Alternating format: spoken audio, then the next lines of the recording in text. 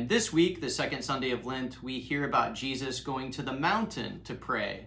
And prayer was such an important part of Jesus's life, and it's an important part of our life too. And this week, in the gospel, we hear about the account of the Transfiguration, where Jesus goes up to the mountain with Peter, James, and John, and it says that he's transfigured before them.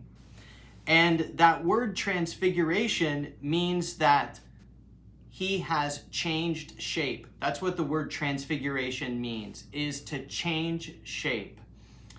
And it made me think how prayer enhances our life. I've been friends with Father Dan for a very long time.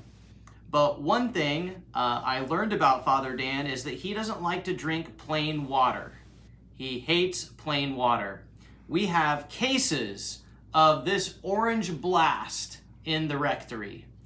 And it's amazing how quickly one little shot changes the whole glass.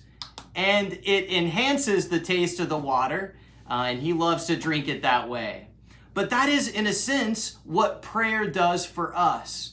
It enhances our life. God wants to put his life in our life. He wants us to be partakers of his divine nature. He wants to enhance our life. And prayer disposes us to all that God wants to do in us and for us. There are so many times in my life where I have responded differently to someone, or I've reacted differently to a situation, or I've been able to endure a trial or a struggle because I've prayed. And I know that God made it possible for me to get through that. And without the prayer, it would have been made so much more difficult. It would have been made so much more challenging. And so God, he wants to pour his life into us, literally pour himself into us. And prayer is what gives God the space, the opportunity, the time to do that. You know, sometimes when we approach prayer, I think we approach it like little kids. We approach prayer like we have to really convince God to give us whatever it is that we want. But it's not like that. It's not like when we're little kids, you know, and we go to the store and our parents, you know, take us down the toy aisle and we're like, please, please, please, I want that, I want that, I want that. And they say no, because maybe that's not good for us, or it wouldn't be good to give it to us now. But our relationship with God isn't like that. We don't have to wear God down in prayer to convince him to give us something. God wants to give us every good thing. He wants to give us whatever we need for our salvation.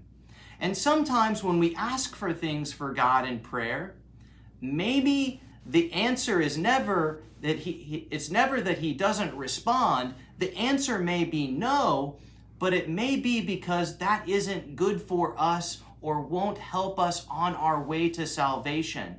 Because you see, God has the long view, the long game in view. He wants us to live forever with him in heaven.